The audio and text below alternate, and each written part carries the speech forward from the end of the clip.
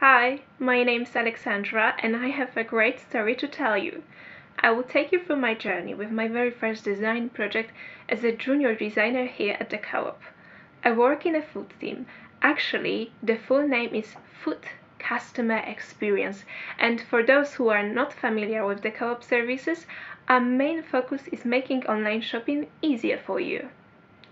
A while ago, I was asked to review a usage of banners across a site. So I thought, right, seems easy to me. But I actually couldn't have been more wrong, and let me tell you why. So, what banners am I referring to? Well, what has puzzled me for a while is the question, what is a banner?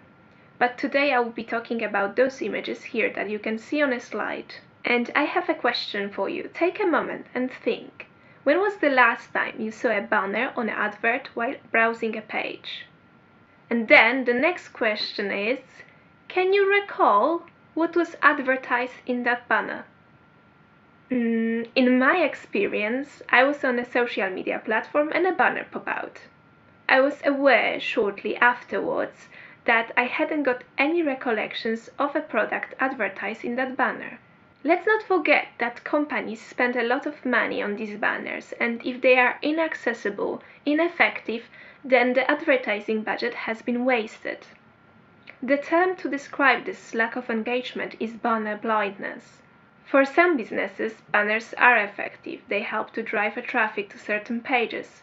But for us users, it's something rather that disturbs our online experience. So this project, as you can understand, is starting to get challenging. I collected all banners on our site to have a closer look and examine the problem. Actually, what is a problem we are trying to solve here? So I assessed all our banners against our accessibility policy. What I found out mostly was poor alt text, problem with contrast. The text was too small and difficult to read. Mobile friendly is crucial because most of the people are accessing our website through their mobile phones. One of other problems we identified was lack of visual consistency and overload of information. I also used a vision stimulation tool to experience how someone who has a sight problem may see a banner. I also looked at some competitors to see if they have banners, and if not, how do they execute certain messages such as sponsored products or deals. Here at the co-op, we design for everyone, so fixing inaccessible assets is important to us. We also have accessibility policy, and under design section, the third bullet point states, record any reasons for not meeting accessibility guidelines and share it with a product owner. So I did. I've written a few questions to understand the process of a banner. Where does it sit with a service map? Who is involved and where is the gap? Because here at the co-op we design in open and findings are shared with team members, I had several meetings with stakeholders which allowed me to understand the current pain points, for example, lack of assets. This all led to the question, do we need a banner? Well, my answer is yes and no. So, is there any other way we can execute the information, different than in a banner, but in an accessible way? We decided to narrow our focus on one category, which is sponsored product. We considered two things, placement, where this component can sit in a journey, category, search, and visual design.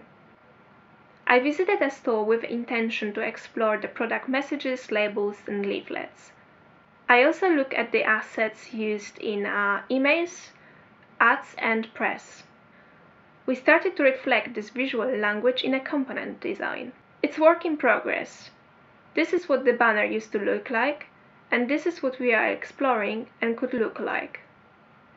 We are still in a process, but our approach is to keep the typography style, size above 14 pixels on mobiles, keep the ratio of color contrast, keep the message and language clear, keep lines of text around 60 characters. We had a number of great pairing sessions with other designers. We are still working on it, and component will be tested to measure the success. What's interesting, I think personally, that banners are often forgotten pieces of website. The issues were very common and easy to fix. So I'm very happy that we are working on it at the moment.